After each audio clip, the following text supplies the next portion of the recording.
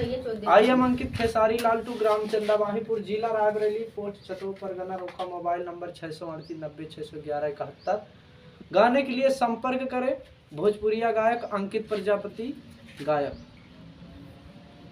कि बीड़ी जला के सैया हमार धुआं कैले है बा, अरे बीड़ी जला के अंकित खेसारी धुआं कैले है बा, अरे रांगी रांगी होली में गलिया कुआं कैले बा। ए राजा जी रांगी रांगी होली में गलिया कुआं कैले बा। कि रमेश पटेल बाल्टी भर के रंग घोरले बहड़े, अरे रमेश पटेल बाल्टी भर के रंग घोरले बाड़े।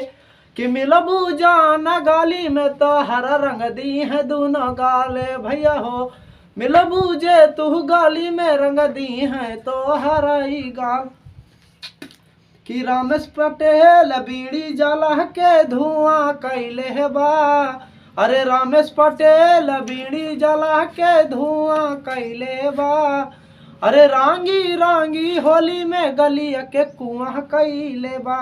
ए राजा जी रांगी रांगी होली में गलिया कुआं कैले बा।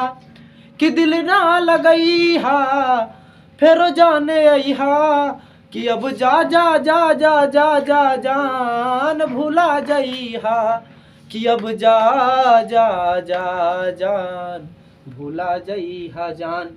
कि तोहरा बिना दुनिया बेकार लागे गोरी रे, कि जिंदगी जहान में तू ही बस आइलू, काहे ना रमेशा भैया के खबर बताइलू, कि काहे ना रमेशा भैया के खबर तू बताइलू। कि हमसे मिले आई तू हो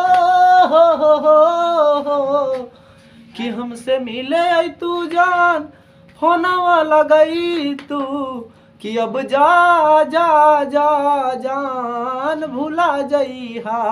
कि तोहरा के दे देहनी ई करे जा काढ़ी के, कि तब हूँ ना जनलू कुछ हल चल खेसारी के, कि तब हूँ ना जनलू कुछ हल चल खेसारी के।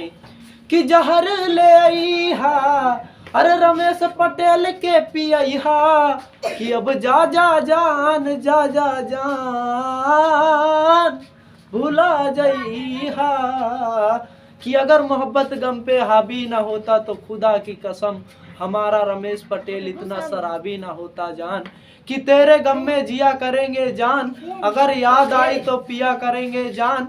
हमारे मर जाने के बाद भी यमराज के मोबाइल से रमेश पटेल भैया मैसेज किया करेंगे जान।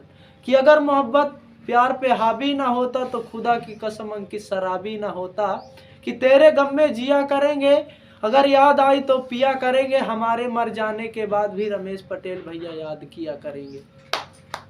हो गया वीडियो।